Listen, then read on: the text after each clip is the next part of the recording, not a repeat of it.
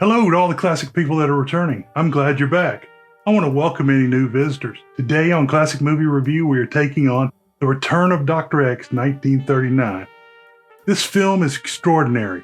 It is the only horror film with actor Humphrey Bogart. The film has a 5.7 rating on IMDb.com. This rating is way too low. The movie is worth watching just to see creepy white-faced Humphrey Bogart walking around petting a white rabbit.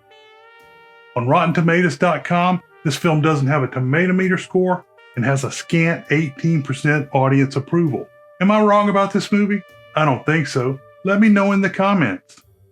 New York Times film critic Frank S. Nugent said in a November 23, 1939 review, quote, "The resuscitations of the dead is a cinematic commonplace these days. The real problem is to get the boys to do something dramatically constructive after you've got them out of their trenches. Once they return from that bourne, which the traffic grows more congested daily, they usually tend to lead a life of crime and to look like something which has literally been dug up." Humphrey Bogart, an interesting new face among the posthumous fraternity, is no exception in The Return of Dr. X, and neither for that matter is The Return of Dr. X. Languid, hollow-cheeked, and pallid, the doc would certainly never take any beauty prizes, a fact which somewhat complicates his need for young, attractive blood donors like Rosemary Lane. All in all, you're going to find The Return of Dr. X a cheerful little picture of which the humorous high spot, no doubt, is when Wayne and his intern friend, Dennis Morgan, exhume what turns out not to be the doctor and then comically leave the hole to be filled up again by the cemetery watchman. A very funny scene, that. Unquote. Great actor Humphrey Bogart plays the mysterious and sinister Marshall Kane. This fantastic actor was first covered in Sahara, 1943. Olin Hallen has a small role as the worst undertaker ever. Hallen was first covered in the film noir The Strange Loves of Martha Ivers, 1946. John Ridgely played Rogers, a guy quickly bumped off for his blood type. Ridgely was first covered in the film noir The Big Sleep, 1946. William Hopper, aka Paul Drake, had a bit part as an intern. It is interesting to note that he was credited as DeWolf Hopper. Hopper was first covered in the Great Western Stagecoach, 1939. Ian Wolfe had a tiny, uncredited, amusing bit as a cemetery caretaker. Wolfe was first covered in film noir 99 River Street, 1953. Wayne Morse played oversized and egotistic novice newspaperman Walter Garrett. Morris was born in Los Angeles in 1914. Standing 6'2", Morris played football for Los Angeles Junior College. He spent time working as a forest ranger, a manly profession. Morris returned to Los Angeles Junior College, this time studying acting. He began studying at the Pasadena Playhouse as well. Morris was spotted by a Warner Brothers talent scout and signed a contract in 1936. His first film was China Clipper, 1936. Morris was often cast as the boy next door type or a fledgling boxer with his size and gentle face. Some of his early films include Kid Galahad, 1937, The Kid Comes Back, 1938, The Kid from Kokomo, 1939, and The Smiling Ghost, 1941. While filming Flight Angels, 1940, Morris became interested in aviation and earned his pilot's license. In 1942, Morris joined the Navy Reserve as a pilot. He was too tall to fly fighters for the Navy. He used family connections and was eventually assigned to the aircraft carrier USS Essex, where he flew F-6F Hellcats. Morris flew 57 missions during World War II. He shot down 7 Japanese planes, making him an ace at 5. He also contributed to the sinking of several ships and a submarine. Morris was awarded 4 Distinguished Flying Crosses and 2 Air Medals. Following the war and a 4-year absence from Hollywood, Morris's chances to be a movie star were gone. He worked on television and made occasional films until his death. The most notable of his later films is his role in Stanley Kubrick's anti-war Paths of Glory, 1957. Morris played a cowardly commander that later shifted the blame to a brave man. At age 45 in 1959, Morris visited aircraft carrier Bonhomme Richard. While touring the ship, moored in San Francisco, Morris died of a massive heart attack.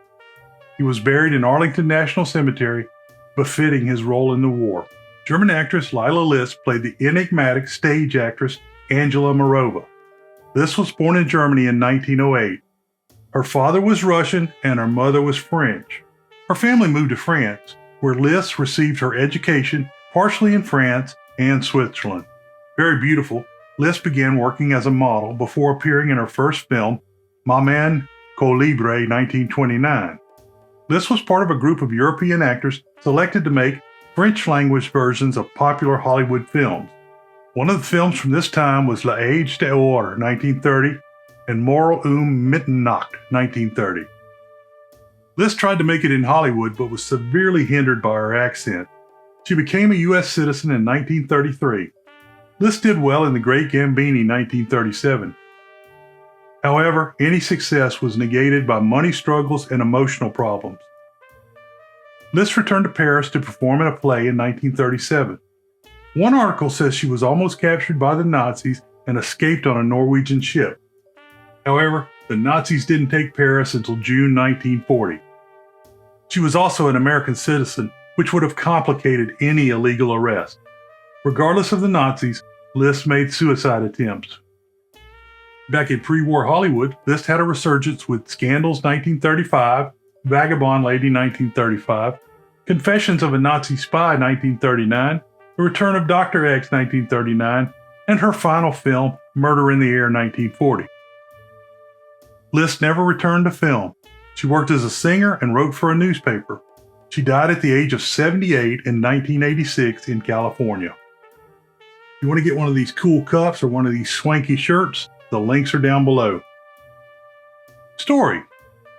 The credits roll over Frankenstein-style laboratory equipment. It is busy at the New York Morning Dispatch. Relatively new reporter Walter Wichita Garrett, Wayne Morris, makes a call to actress Angela Morova, Elia Lys. Morova is in town to perform in a stage production titled Summer Escapade. While Garrett waits to be connected, clippings room worker Pinky Hunts Hall brings him Peanut. Garrett is connected to the aging actress. Over the phone, he flatters her as she lies on a daybed. Morova has a pet monkey.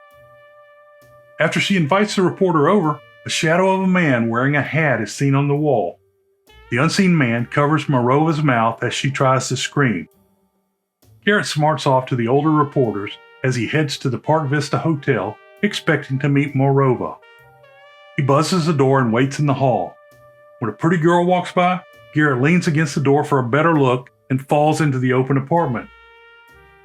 He starts snooping around until he finds Morova lying on the floor, having been murdered. He calls his editor instead of the police. Brilliant. The editor connects the reporter to the rewrite department. The newspaper comes out with a banner headline announcing that Morova has been murdered in her apartment by an unknown assailant. Garrett is waiting outside the apartment when Detective Roy Kincaid, Charles C. Williams, the manager, and two other police arrive. Kincaid comments to the manager that this hotel may be a hangout for guerrillas. More about that later. The lawmen go inside, but Garrett stays outside to look at a pretty girl walking down the hallway. Inside the apartment, there is no body or signs of a struggle. Kincaid asks Garrett where the body is located. They all go back inside, and Garrett is flabbergasted by the missing dead woman. He tells the police that she had a large stab wound on the lower side of her heart. Garrett is left in the room alone, and the doorknob on the closet begins to turn. It's only the monkey. In the morning, Garrett looks for old newspaper articles in the clippings room. Pinky comes in and gives him some grief about the big mistake. Garrett has checked the morgue, the river, and other places looking for the body. The phone rings, and the editor wants Garrett in his office immediately. When Garrett goes into the office, Morova is waiting inside. She looks much whiter than on the previous day. The editor says she is suing the newspaper for $100,000, and the hotel is suing for $50,000 for false reporting of her death. Garrett apologizes and is fired from the newspaper. Garrett goes to Jules Memorial Hospital, where he explains the situation to his friend, Dr. Mike Rhodes, Dennis Morgan. Morgan is a surgeon and a blood expert in training. Dr. Rhodes gets a call from the hospital superintendent. Garrett goes into the office to wait. They have surgery and a blood transfusion scheduled for 10 a.m. The head surgeon will be Dr. Francis Flegg, John Lytle. Rhodes is told by the head nurse, Vera Lewis, that Rogers, John Ridgely, The blood group 1 donor has not arrived. Rhodes was under the impression that the patient was in group 4, but is assured by the head nurse that the lab work said group 1.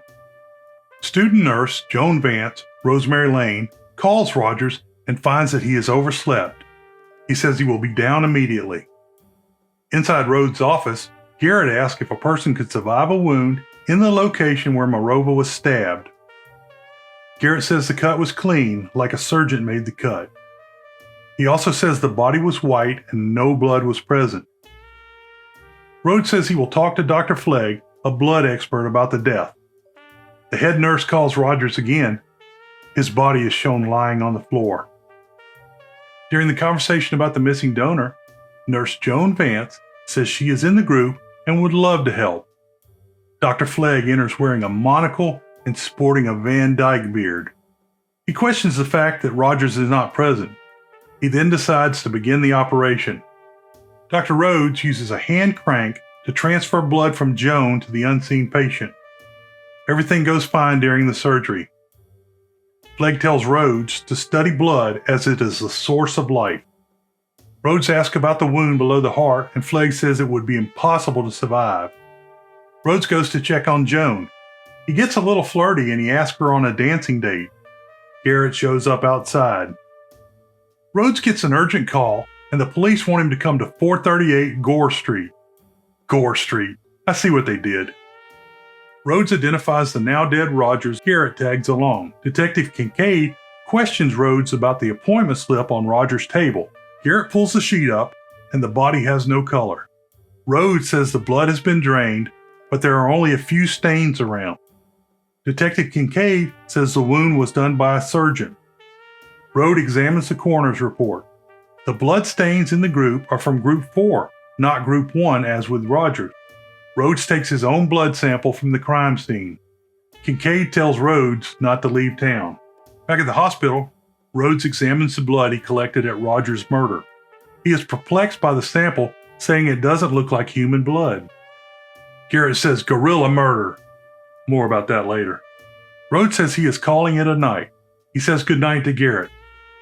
Rhodes heads to Dr. Flegg's house. Garrett follows his friend and watches what is going on from outside the window. Rhodes goes to Flegg's laboratory. While waiting, a strange pale white man enters. He wears round glasses. He has a pronounced white streak in his hair, and his hands are ice cold. He also cradles an albino rabbit in his left arm, giving the illusion that he may be Dr. Wells from Dr. X 1932. The cold man introduces himself as Dr. Marshall Kane, Humphrey Bogart, and is honored to meet Dr. Rhodes. He asks to discuss blood composition with Rhodes someday. When Flegg enters the room, Kane clams up.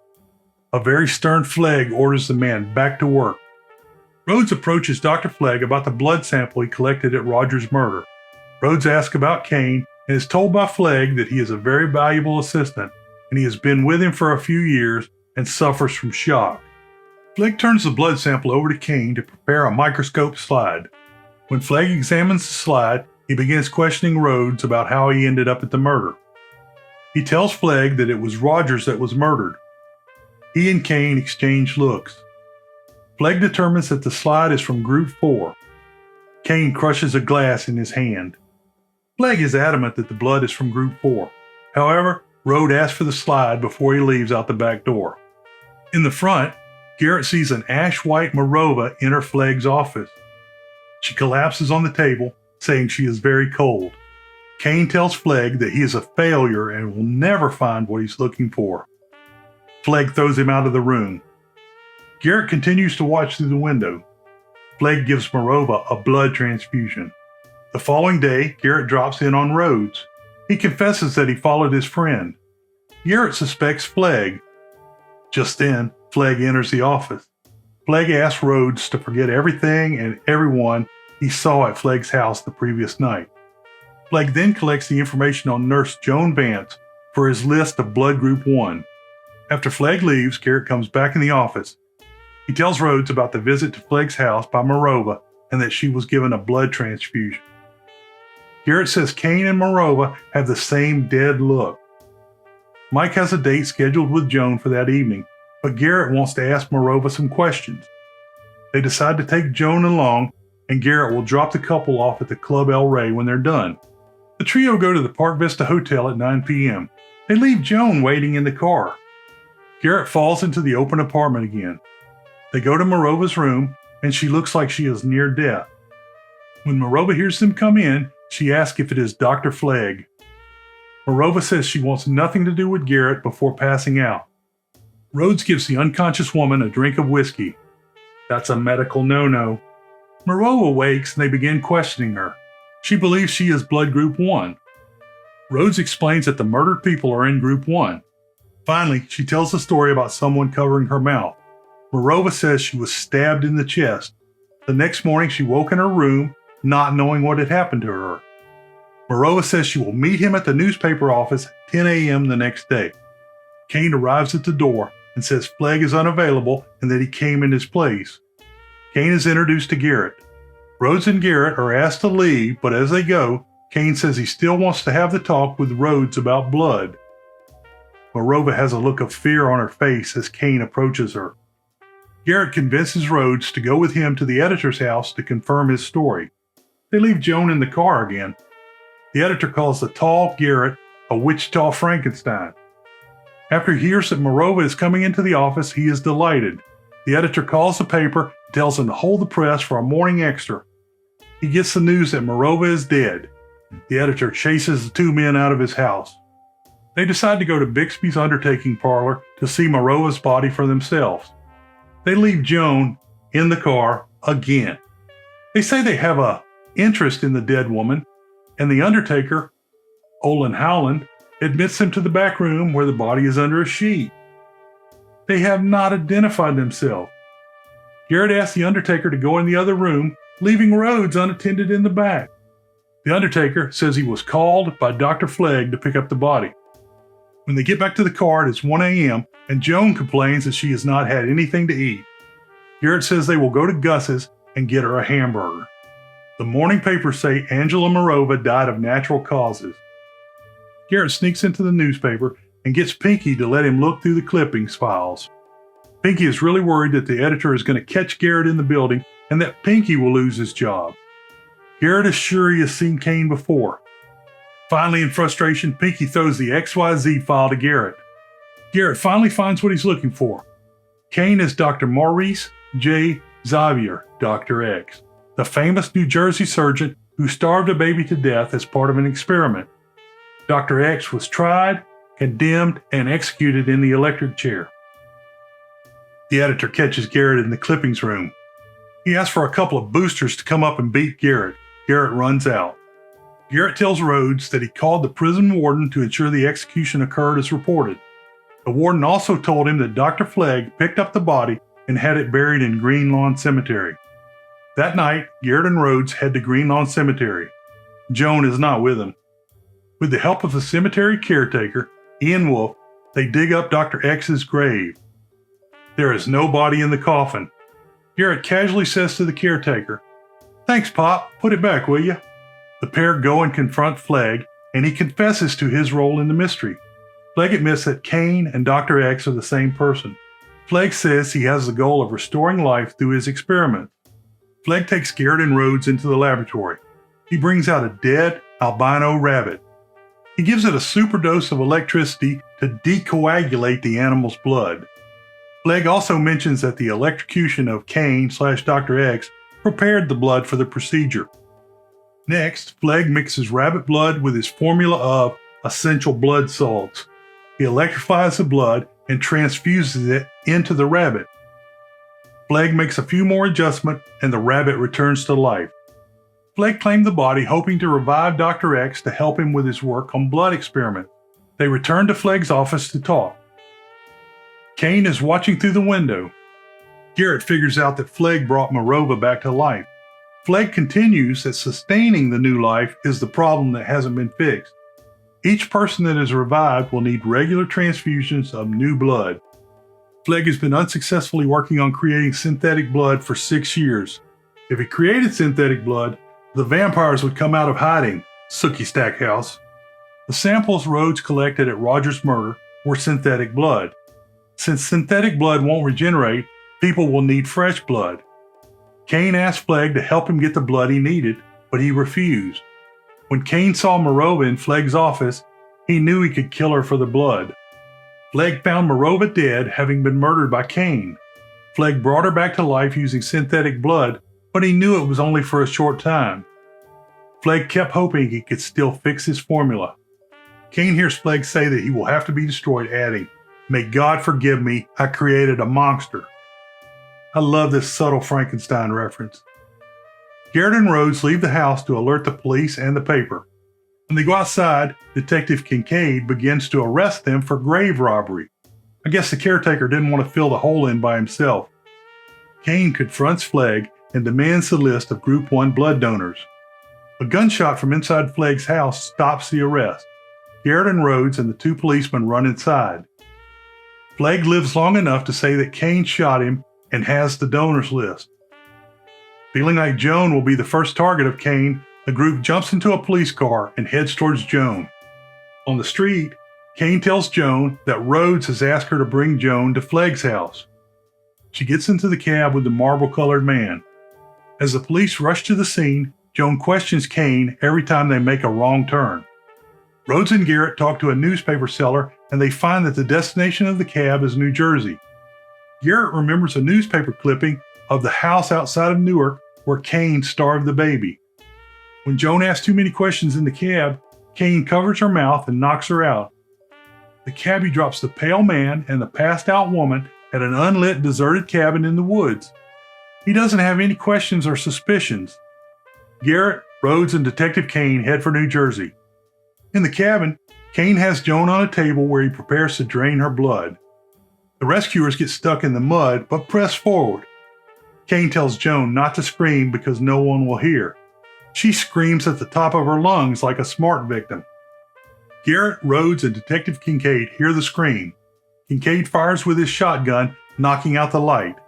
Kane uses his revolver and looks like Duke Mantee for a minute. Kane flees out the back as Garrett and Rhodes break into the front, saving Joan. Garrett, now armed, follows Kane. Kane has climbed onto the roof and is shot by Kincaid and another cop that just magically appeared. As Kane dies, he sends a message to Rhodes that he will have to delay their talk on blood composition. The New York Morning Dispatch displays the headline, "Dr. Xavier dies in police trap." The second line says, "Mad killer cornered in New Jersey swamp." I wonder how many times that second line has been used. More newspaper headlines show that Garrett is the toast of the town, even receiving praise from the mayor. The editor offers Garrett anything he wants to stay with the paper. Garrett says he is going back to Wichita to write a novel. When the editor's pretty new secretary brings in the contract, Garrett decides to stay with the paper. Conclusion. Humphrey Bogart hated this work and never made another horror film. Before the film, he complained vehemently about the poor quality of the script. Following the film, he asked for a raise from Jack L. Warner, saying the studio people were drinking his blood by making him act in such a stinking movie. If you listen to Dr. X, 1932, you would know that this is not a true sequel. Bogart's character was eventually revealed as Dr. X. However, he had a different backstory and is not the same as the killer, Dr. Wells.